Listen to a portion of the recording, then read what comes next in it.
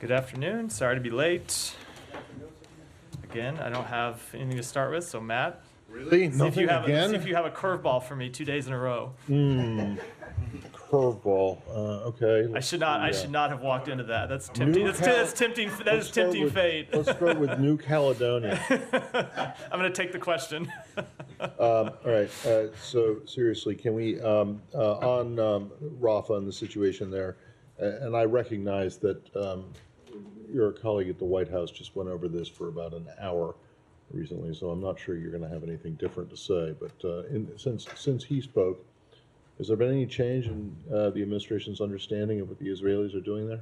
No, so a couple things that we have seen over the past 24 hours. So obviously there was the operation that they launched overnight last night to take control of Rafah Gate. They have described that as a limited operation. It appears to be, at least that piece, a limited operation at this time. They have also, as we discussed yesterday, ordered the evacuation of some 100,000 people in neighborhoods in Rafah. This military operation that they launched last night was targeted just to Rafah Gate. It wasn't an operation in these civilian areas that they had ordered to be evacuated. We will continue to make clear that we oppose a major military operation in Rafah, make that clear then privately as well as publicly. So, but your sense of this is that this is not yet, the Israelis have not yet, at least not yet, overstepped what you have warned them against doing. This appears to be a limited operation, but of course much of that depends on what comes next. They have said, I think quite clearly, it's no secret that they want to conduct a major military operation there. We have made clear that we oppose such an operation. And separately, but of course it's related, we are trying to achieve an agreement that would bring an immediate ceasefire and the release of hostages. And on that, how's that going? Negotiations are ongoing in Cairo today. We continue to believe that there is space to reach a deal, and we are trying incredibly hard to push one over the line. Thanks. Yeah. Thank you. On Rafah, are the actions that Israel is taking so far reflective of the advice that U.S. officials have been giving regarding targeted, precise strikes in Rafah, or are the Israelis' actions beyond that? I am not going to get into I'm not going to do two things. Number one, I'm not going to get into the private advice that we have given them. Two, I'm not going to offer an assessment about whether that aligns wholly with the advice that we have given, because to do that, I'd kind of have to lay out what it is that we have told them. But I will say that this does appear to be a limited operation so far, but as I made clear, it does to a great extent depend on what comes next. And what we have seen so far is the ordering is not just this limited operation, but the ordering of the evacuation of 100,000 people. And we have made clear that we don't think the kind of military operation that would follow such an evacuation is one that we can support because of the dramatic impact it would have on the civilian population there and the ability to get humanitarian assistance in and deliver to those people. You and other American officials have reminded us consistently that the U.S. has been clear about what it thinks about a major Rafah offensive. Have you been coordinating with allies and partners on the potential consequences should Israel launch such an offensive? So I'm not going to speak to that. We have largely because I'm not going to speak to what decisions that we may make if Israel does launch such an operation.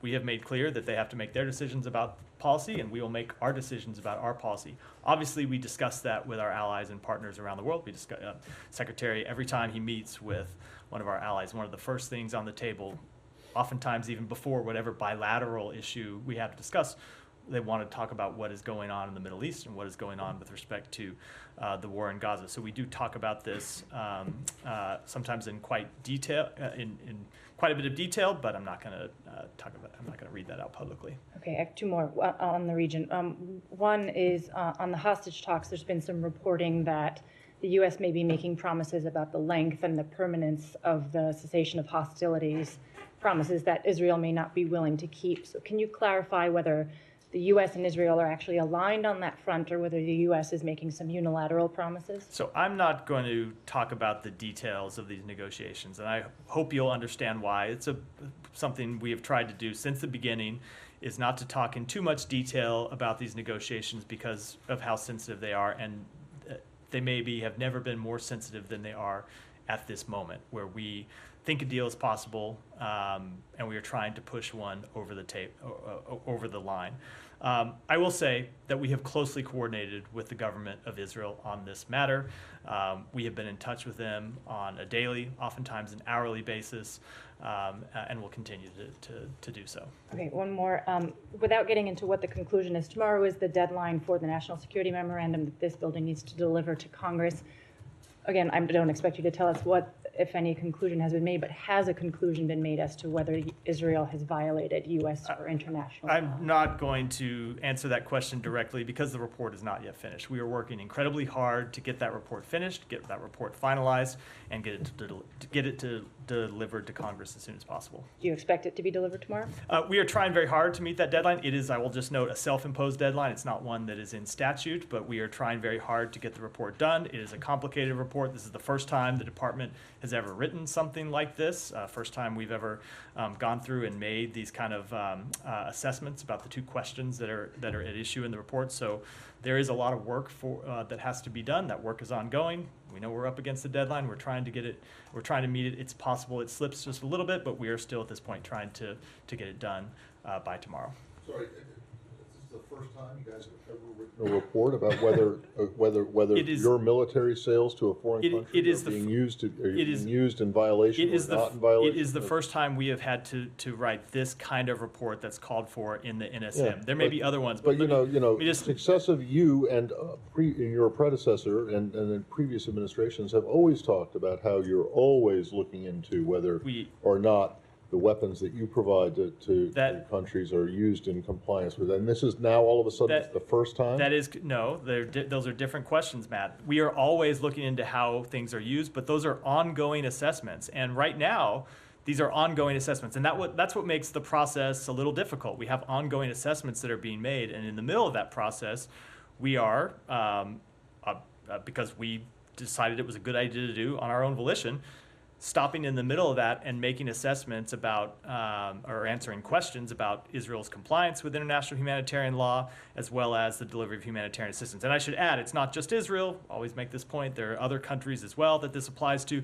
It is the first time state has ever written a report of this nature, especially in the middle of a conflict, that goes to Congress, and so we want to make sure we have it right. All right, and then just one other thing that I was confused on is that you seem to be bothered by the idea that the Israelis have told 100,000 people to evacuate from part of Rafah. And yet, it was my understanding that over the course of the last month or so, you guys have been telling the Israelis that you would oppose a major operation there unless they had a plan to get civilians out. Are you suggesting that they're telling 100,000 people to get out of the way is a bad thing? No. If they're going to do an operation? It is not. I mean, it seems to me that is a plan, whether or not it's worthy or not, but it is a plan. It is not in theory a bad thing to do. Of course, if you're going to conduct a military operation, you want to see people evacuated, but those people need to have somewhere to go. And the place that they go to needs to have sufficient food, sufficient water, sufficient housing, sufficient sanitation. And we have not yet seen a plan that would deliver that. And I will add, there's also the question that if you evacuate 100,000 people and launch military operations, will it be only 100,000 people that move, or will it be more? Other people that see the conflict and flee in the face of it. Our assessment is it's probably a lot more than 100,000 that would move, and so you have to have plans not just for 100,000 people, but hundreds and hundreds of thousands of additional people to take care of their needs, and that's not what we have seen. Okay. So, Simon, go ahead. I'm wondering, you've been warning, obviously, that this operation shouldn't go ahead without that plan. You seem to be holding back from saying that it has gone ahead, but in terms of what you've been warning about, the humanitarian impact, it seems there is already an impact in terms of, another border crossing is closed, and at the moment we understand both border crossings are closed. So do Israel's actions over the last 24 hours set back the work that you've been pushing them to do on the humanitarian situation, given that there's a near famine conditions in Gaza? Certainly, the closing of Kerem Shalom and the closing of Rafah set back the delivery of humanitarian assistance. Now, to some extent, The full answer to that question depends on what happens next and whether they're quickly reopened. And Israel has committed to reopen Kerem Shalom tomorrow. We're working to make sure that that actually happens, so humanitarian assistance can continue to come through. And I should add that Kerem Shalom didn't close just because of an action by Israel. It closed because it was bombed by Hamas. So we want to see it reopen as soon as possible. They've said they'll do it tomorrow. Same thing with Rafah. They said that Rafah will reopen for the delivery of fuel, which is incredibly important to desalinization of water. It's incredibly important to fueling the trucks that deliver humanitarian assistance once it's inside Gaza. And it's incredibly important for running bakeries that deliver bread for the population there that needs it so much. But we want to see it fully reopen. And so when I say it depends on what happens next, if Kerem Shalom opens and Rafah reopens, those will be important steps because we don't want to see humanitarian assistance limited or impeded in any way. So if they told you that now they've got control of Rafah, this is actually going to be better in terms of getting humanitarian aid, is that what you sort of seem to be suggesting? No, that's not what I'm suggesting. I don't want to get into any private conversations. They've said it would reopen for fuel. We want to see it reopen for everything because it is... Rafah is a crossing that should note that the amount of humanitarian assistance that has gone in through Rafah has gone down over time as assistance has shifted more to Kerem Shalom. But that assistance is still critical. We're not in a position where we can afford to see any delivery mechanism shut down, even if it's one of the relatively small ones. And I only say relatively small in relation to the amount coming in through Kerem Shalom. But we also want to see it open for fuel. It is the entry point for humanitarian workers that come in. It is the exit point for people that come out of Rafah. So it's important that gate be open, not just for the delivery of humanitarian assistance, but so that humanitarian workers can come in and out of Gaza to do the important work that they do every day. And just finally, we've already seen, I think there's some videos of, tanks rolling over civilian infrastructure as they've entered into the area around the border crossing. There are reports of civilian loss of life. There's been airstrikes in Rafah. I guess just to try and get clarity on, does the US oppose what Israel has done so far, or you're just saying we have to wait and see? So we clearly oppose the destruction of any civilian infrastructure if it does not constitute a legitimate military target. Now, when you get to looking at any one video, we'd have to be able to assess whether that's a legitimate military target. Are there Hamas fighters in there? The issues that we have gone through a number of times. But certainly, we don't want to see civilian infrastructure damaged, destroyed in any way. But that said, to the larger question, it is not our assessment that a major military operation has begun at this point. But that could obviously change at any moment, and we will continue to make clear that it's not one that we could support. This one video in question has an Israeli tank rolling over an "I love Gaza" sign. Does that seem like something that could be a legitimate military target? That does not seem like it would serve any legitimate military purpose, no. Well, do you consider an I love Gaza sign to be critical infrastructure? No, so I've seen the video, but I don't know where the tank was going, but just on the face of it, no, that would not seem to be so. Go ahead. On the NSM, is that taking into account anything that's happening in Rafah over these past few days? So it is a looking backwards report. I'm not going to get into it. You'll have to wait and see when we make it public. Yes or no, though? Can you say if that's part Again, of why you might not be when it comes to any of the content of the report, I think you're just going to have to wait and see. It's something that we're still working on. And the Jordanians say that another one of their aid convoys was attacked by Israeli extremists on the way to Erez. Do you have any comment on this? Has there been any discussion with the Israeli government since this latest incident, which is, I think, the second one? It is something that we have raised with the Israeli government. We have made it clear to them that they need to take action to prevent these attacks, and they need to take action to hold people accountable. This is something that happened for the first time with this particular route. Last week when we were in Israel, and the secretary raised it directly with Prime Minister Netanyahu, and in that case they made 3 arrests of people responsible. That is obviously the appropriate thing to do. They need to make arrests in this case, hold people accountable, and send a strong public message as a deterrent that they will not tolerate these attacks on convoys that are just trying to deliver humanitarian assistance to innocent civilians that need it. There's also, our team has reported that 9 children have been killed in Rafah since the start of the Israeli limited operation, as you described it. Do you have any comment on this? Obviously, every death of any civilian, but especially children, is a tragedy, whether they're in Rafah or anywhere else inside Gaza, and we've made that clear since the outset of this operation. Can I clarify? Go ahead. Just to clarify. I heard on you sort of NSM 20. jumping in back there several times. I always get to you, Saeed. I know you will. I'm just, getting some exercise. So, I think we can all do better than that. Than, Yeah, than counting exactly. what we do in here as exercise. yeah, that's about the extent of it. Anyway, the NSM 20. Now, it's been 3 months. How do you think, how long it will be before it is released? We are. Do you have any expectations, like next week or the week So after? we are working incredibly hard to get it done. We want to get it done tomorrow. It's possible it slips Oh. just a very short period of time. But as I said, our goal is still to try to get it done tomorrow. So- If we don't, I'll have an update for you, but we want to get it done as soon as possible. So it could come out tomorrow. It absolutely. Okay. Now, a couple of things on the, on Rafah. You said that your understanding is that this is a very limited operation. So the Israelis can conceivably do a number of limited operations.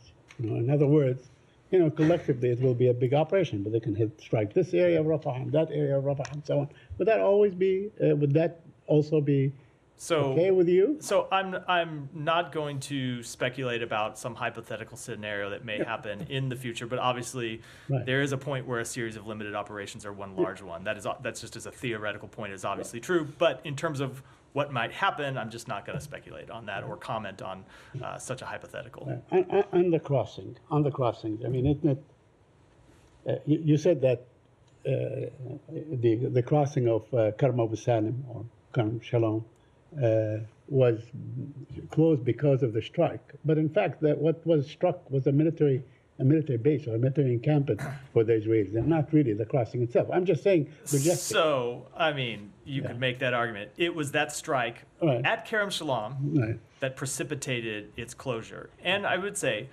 yes, it appears that the strike was aimed at IDF forces there. Could have hit the humanitarian workers. Right. Could have hit everyone coming through. It's that strike that precipitated its closure. But that said, you should be very clear about what our position is. We want to see it open. We want to see it open as soon as possible. They've said that they'll open it tomorrow. We'll see. We're going to work to see that happens. Isn't it a bit cynical of the Israelis, to do this on the day after Cindy McCain came out and said there's a full-blown famine in Gaza? They closed, Rafah, they closed Karm Abu Salim, they closed all these things. Doesn't that bother you that, right after the head of the World Food Program comes out and says there's a full-blown famine in Gaza, they went and closed it? So I don't think you have to draw a connection between those comments and the closing of those two gates. It doesn't matter. We want to see the gates open because we know the humanitarian the humanitarian situation is dire in Gaza. We know that people need food and need water and need medical supplies, and that's why we want to see those crossings open. It's also why we work to get Erez crossing open. It's why we're working on a maritime option. It's why we have continued to work hard from the president on down to get humanitarian assistance delivered into Gaza. Mm-hmm. One last question on the settlements. The Israeli settlers seem to use, they shepherd their sheep and so on to, using their guns and so on to basically take over, to seize West Bank land. Are you aware of this report? I don't know. Well, I'm not aware of this specific report, but obviously that has been something that has been well reported and well documented over the past several months, as well as preceding that time. Thank you. And I thought there's going to be a follow-up question. Since not, I'll just go ahead. We have made clear that the Israeli government needs to do more to crack down on settler violence. They need to do more to police settler violence. They need to do more to hold extremist settlers accountable for their violent actions. And we have also made clear, and you've seen us roll out sanctions to this effect, that when we don't see sufficient action, we're ready and willing to take action ourselves, and we will continue to do so. Thank you. Yeah, go ahead. Thank you. The UN Secretary General, Mr. Antonio Guterres, said that the closing of Rafah crossing is adversely going to affect the humanitarian aid that's getting into Gaza to a situation that's already catastrophic. Do you believe that's a violation of international law? So to answer that question, you have to look at all the other deliveries of humanitarian assistance. I can't offer you a legal definition from here because you have to weigh it against other factors, including whether sufficient humanitarian assistance is coming in through other crossings. If that's, you could theoretically come up with a situation where all of the aid that's going in through one crossing diverts to another. That said, that's not a situation that we want to see because there is not enough humanitarian assistance going in right now. We have seen it increase over the past 4 or 5 weeks since the president had that phone call on April 4th with Prime Minister Netanyahu, but we are not yet at the point where we can afford to shut down Rafah or any other one crossing. We need to see humanitarian assistance come in. And so that's why we'll work to continue to see it reopen. Now, that said, one of the things that Israel said is very much accurate, which is Hamas did control the Gaza side of Rafah crossing, and Hamas was continuing to collect revenue from that crossing being open. So it is a legitimate goal to try and derive Hamas from revenue, money that they could use to continue to finance their terrorist activities. That said, we want to see the crossing open, and we're going to work to try to get it back open. Okay, so you're justifying basically that the Israelis closing it because they have many reasons. It's not.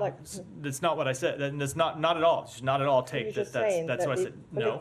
You could find another. You could find another way to open that crossing, hopefully without Hamas being the one that is manning the Gaza side of it and collecting revenue as goods flow through Rafah. Collecting revenue, some of it licit, some of it probably illicit. When you think of bribes and other things that happen with the crossing of traffic through that crossing. So I would say, yes, it is a legitimate goal to try to deprive Hamas of that revenue, but we need to find a way of doing that keeps Rafah open. I see. You just expressed concern about this 100,000 civilians who are being evacuated. And you said there is no place for them to go. And our reporting from Gaza basically that there is no safe place for people to go. And as you know, many people have been walking 10 kilometers to go somewhere else. Isn't this already define what you've been calling the Israelis not to do, whether evacuating 1.5 million or 100,000? The evacuation has to be with a viable plan, as you said, but there is no viable plan. So the Israelis already define you. Any consequences for that? So we have made clear we don't want to see a major military operation.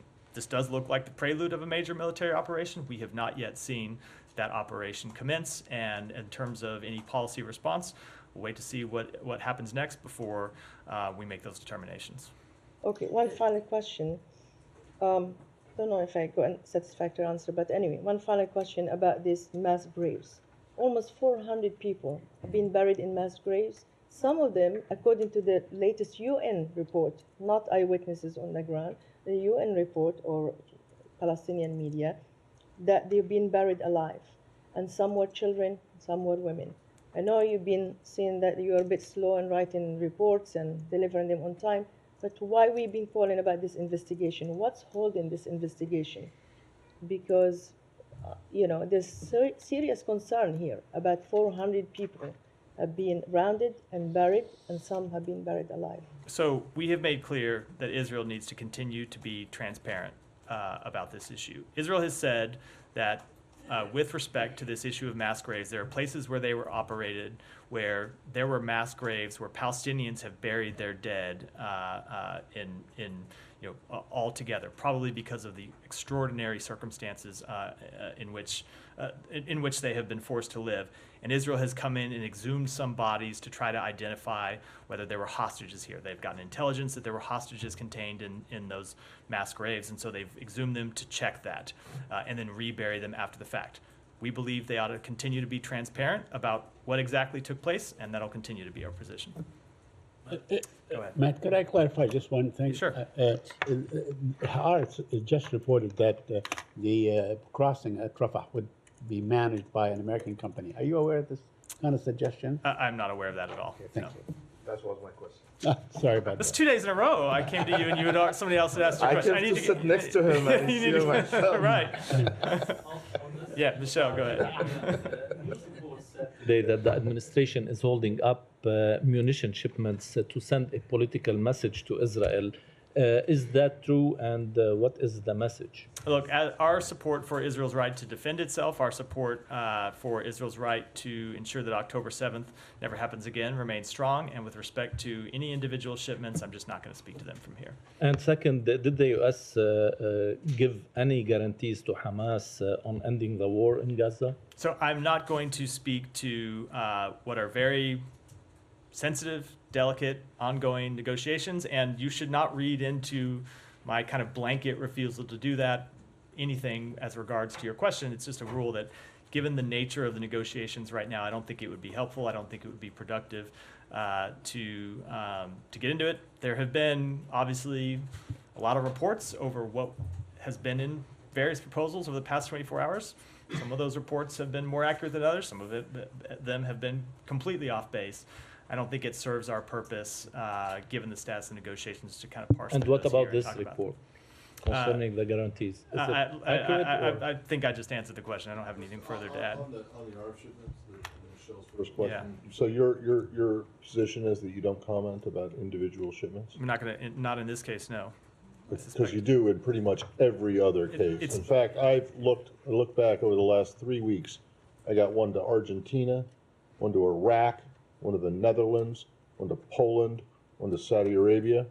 You don't have any problem talking about those. It always depends on the situation, but we have made clear in this. No, it often does. There are times that we have congressionally mandated rules about things we need to disclose. There are times that we disclose arms shipments because we want to rally we want to rally our allies and partners to do the same. And there are times that we keep those shipments private. It's also true, as you know this more than me, that there are a variety of different arms sales programs.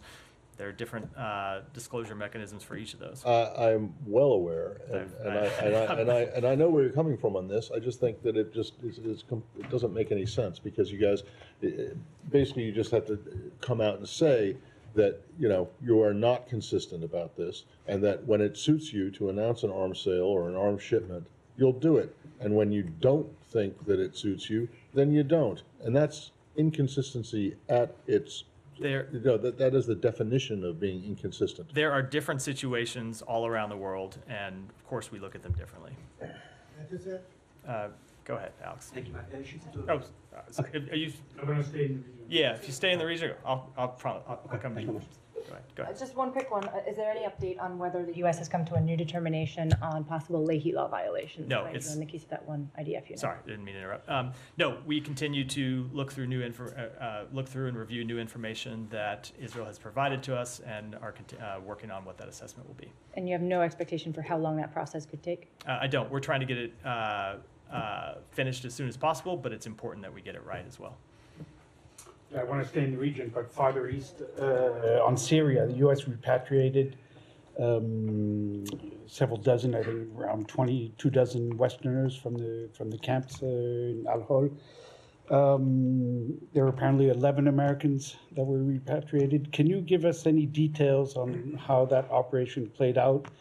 And could you tell us if you have that number or ballpark number of how many Americans we're talking about left in these camps? So in terms of the operation that just happened overnight, there were 11 Americans and then one family member who is not a U.S. citizen, but a family member of a U.S. citizen, part of this 11 who were repatriated and brought to the United States. It's something that we've been working on with our international partners as well as humanitarian partners, because we believe that repatriation is the only durable long-term solution to the humanitarian and security situation in northeast Syria.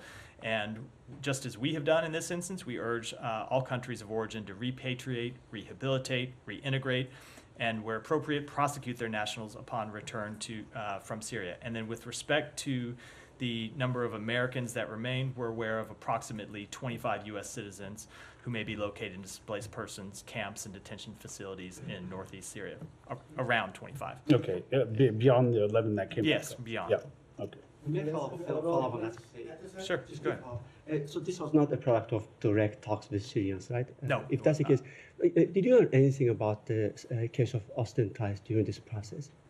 So with respect to Austin Tice, we continue to call on the Syrian regime to ensure Austin Tice and every U.S. national held in Syria are able to return home. We continue to work every available path to ensure his return home. We've engaged extensively with regard to this case, trying to bring him home, and we're not going to give up until we do. You might want to take this one from me. As you know, Austin's mother was in town last week. She gave an interview and she said that she's seeking access to State Department report from 2020 fall about the trip of Trump administration official to Syria. The report was not shared with the family, which contains significant details about how the Syrians are trying to provide proof of life. Are you willing to come up with a report? So I can't speak to that specific report. We have obviously been engaged with Austin Tice's family, including his mother. I will just say as a parent, I think every parent cannot imagine what it is she must be going through. And so people here from the department engage with her on a regular basis to talk about this case and update her on the work that we are doing to try to bring him home. Thank you. This might also be a good segue to the details about the latest information about the U.S. soldier was detained in Russia. What do you know? Anything new? And are you guys seeking access to? So this is one where, it's often the case, there's not much I can say. You're aware of the privacy rules and our inability to say very much about these cases when we don't have a privacy waiver. I can confirm that a U.S. citizen has been detained in Russia. Whenever a U.S. citizen is detained abroad, consular officers seek to aid him with all appropriate assistance, and we are doing so in this case. Not able to say more. Unfortunately, the Pentagon is able to say some more. I think they've done so publicly, and I would refer you to them for that. But I just have to say the same thing I always do when asked about a U.S. citizen who has traveled to Russia, which is our travel advisory is at a level 4 for a reason.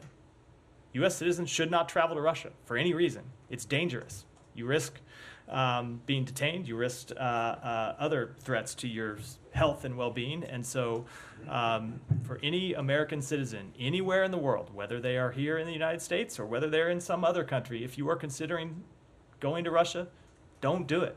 Just could not be less complicated.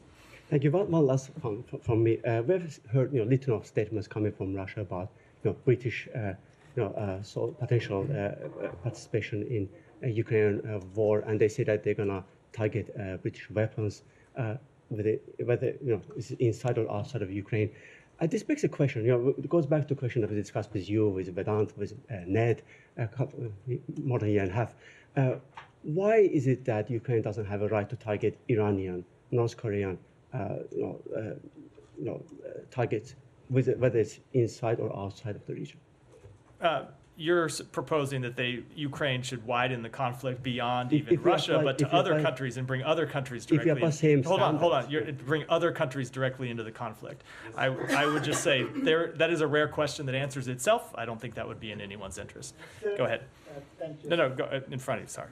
Yeah. Thank you so much, Matt. Just a quick follow-up on Rafah offensive. You said it is limited, not a major operation, but do you think it's a constructive approach to go into Rafah right after Hamas accepted a ceasefire there, and at a time when many Palestinians were on the streets celebrating the possibility of a ceasefire? So let me just make one thing clear, which is Hamas did not accept a ceasefire proposal. Hamas responded, and in their response made several suggestions. It's not the same as accepting. The statement that was issued yesterday that was widely reported, and I'll blame the reporting because it's what the statement said, is not an accurate reflection of what happened.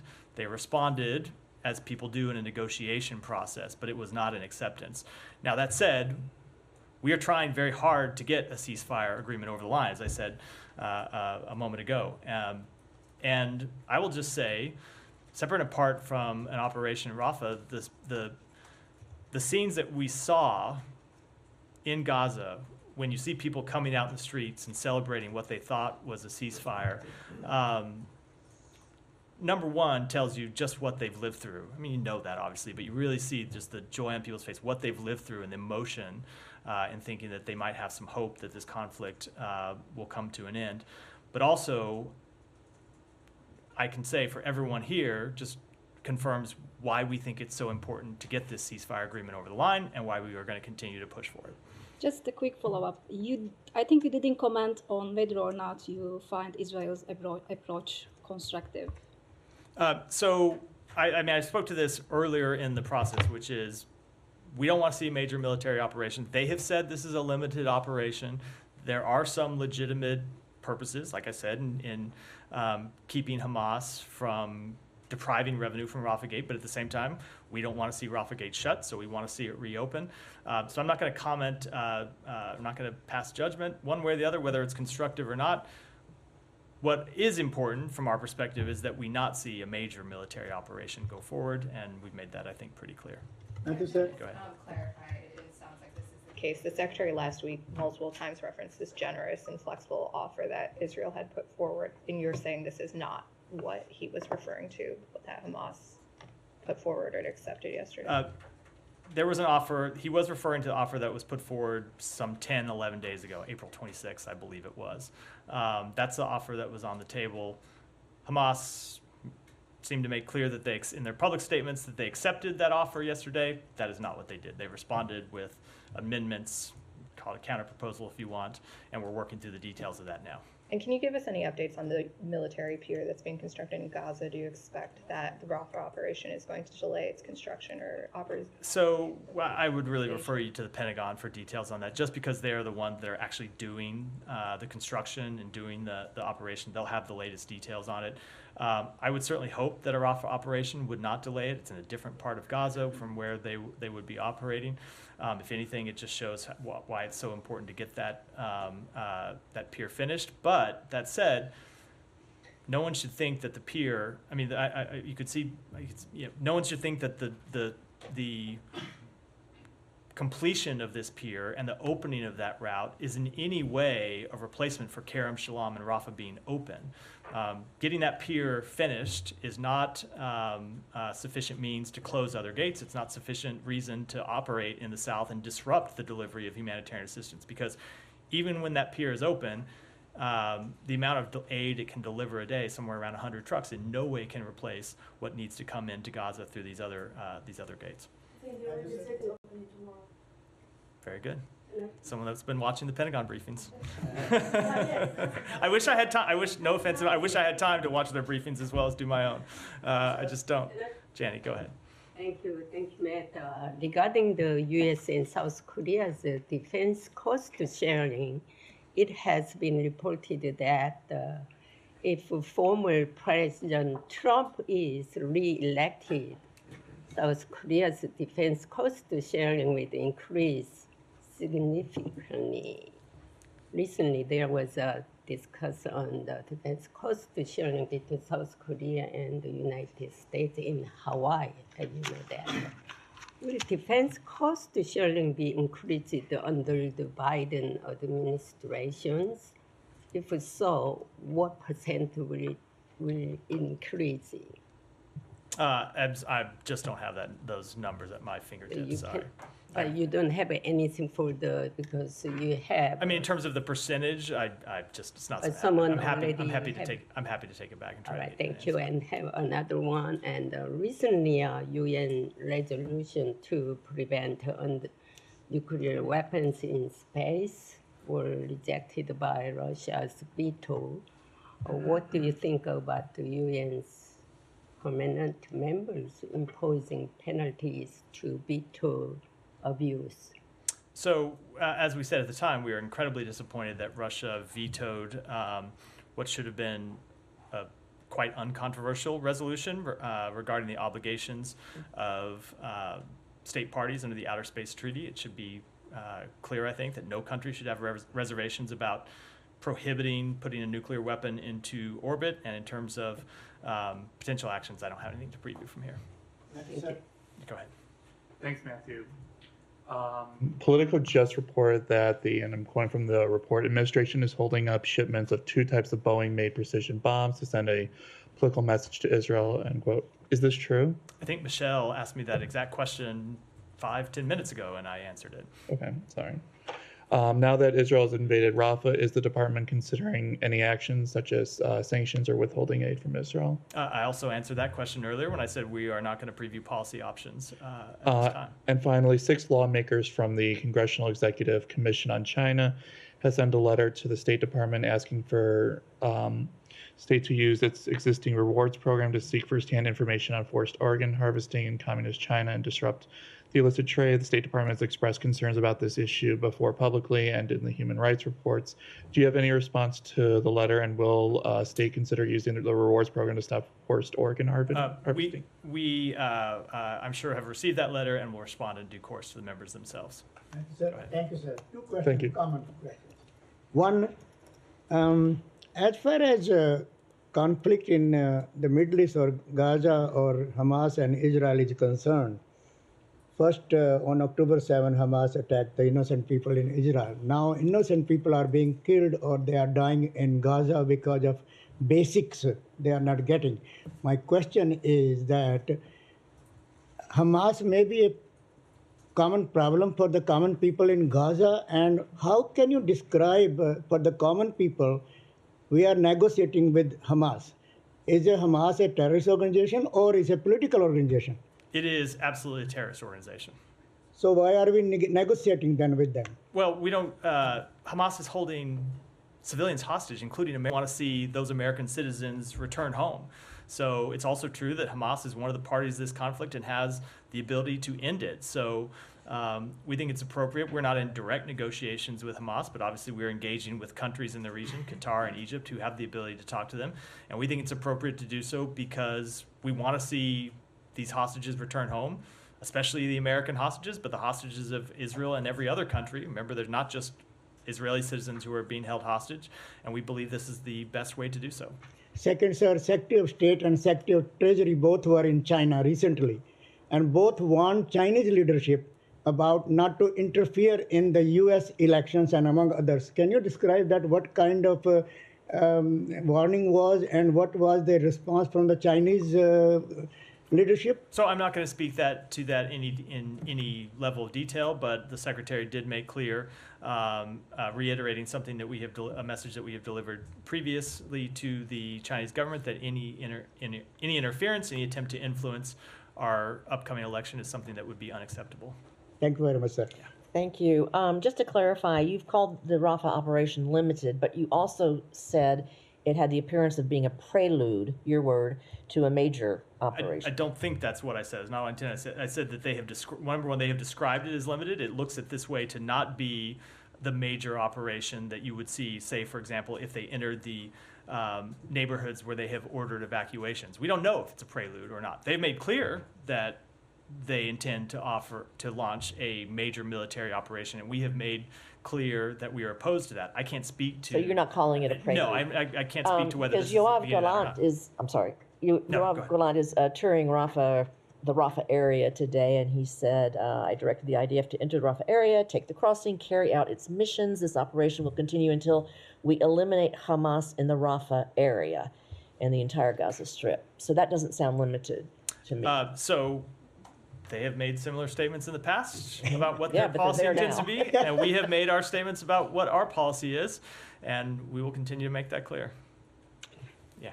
I want to move to another region, Haiti. Do you have any updates for us on where we're at in terms of the deployment of that police force or security force now that the Presidential Council was put into place? What is the status of play on that at this point? So we welcome the process, the progress in the political process that has taken place.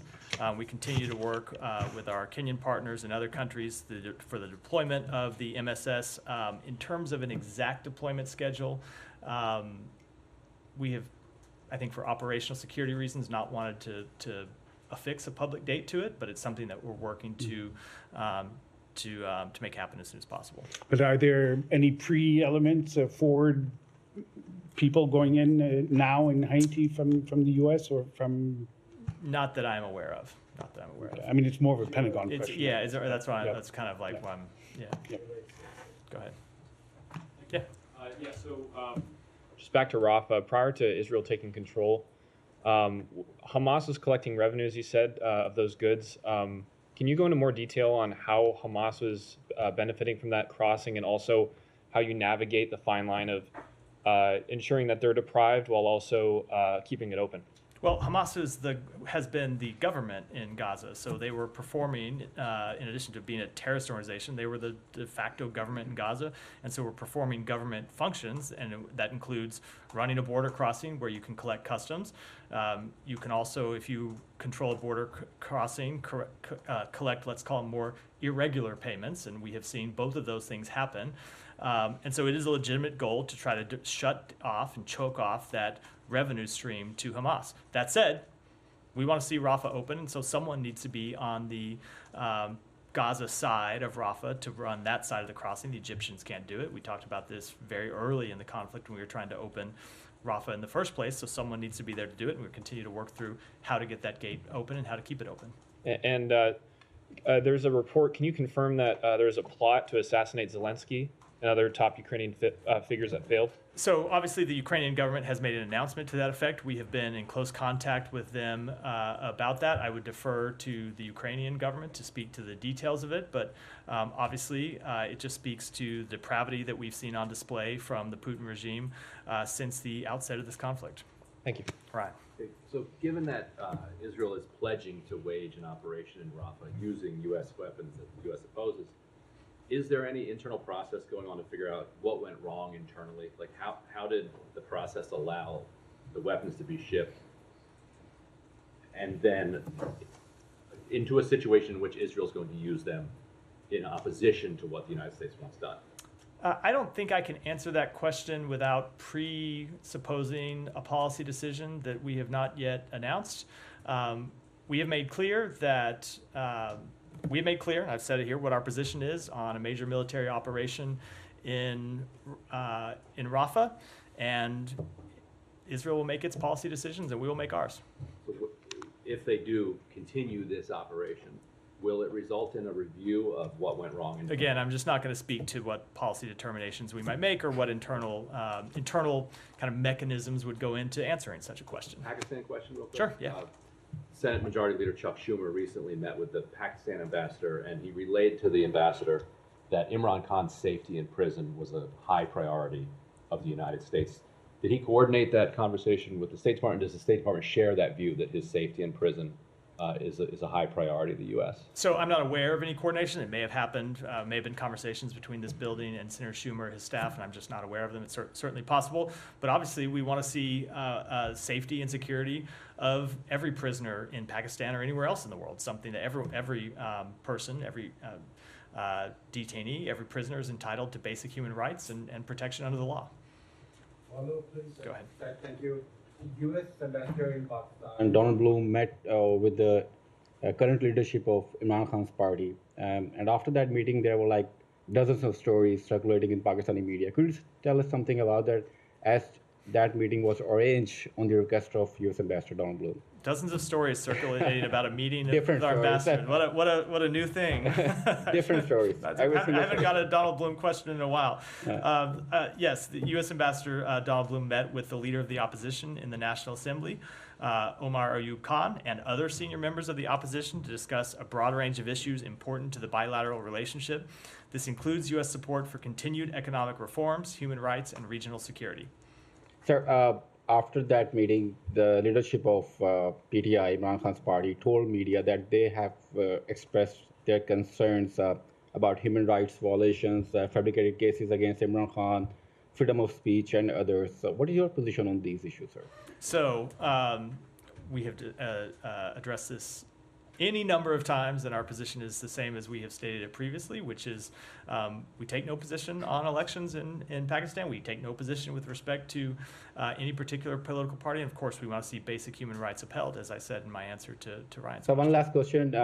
Saudi Crown Prince MBS is visiting Pakistan in next few days. Recently, Iranian president was in Pakistan too. So how you see these trips when there is too much tension in the region?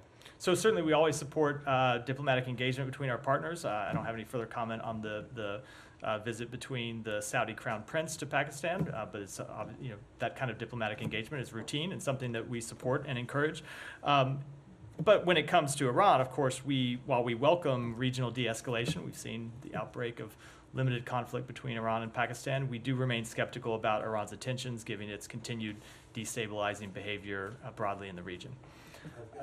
Take one more, and then we'll wrap for today. You go ahead. Thank you. I want to ask you about Rafah.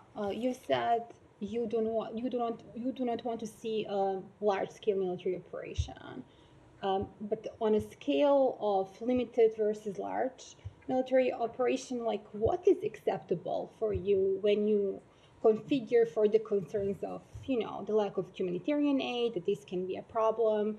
When you talk about the possible displacement of the people who are there already in the region, like where is this line for you, United States, where you're going to say like, okay, this is now large-scale operation, and we don't support that? I'm not going to get into trying to define it here. I will add, though, that we have had detailed conversations with the Israeli government about this, much more detailed for obvious reasons than what we are willing to say publicly, or what is productive to say publicly, and they know quite clearly what our position is, and I think I'll leave it at that.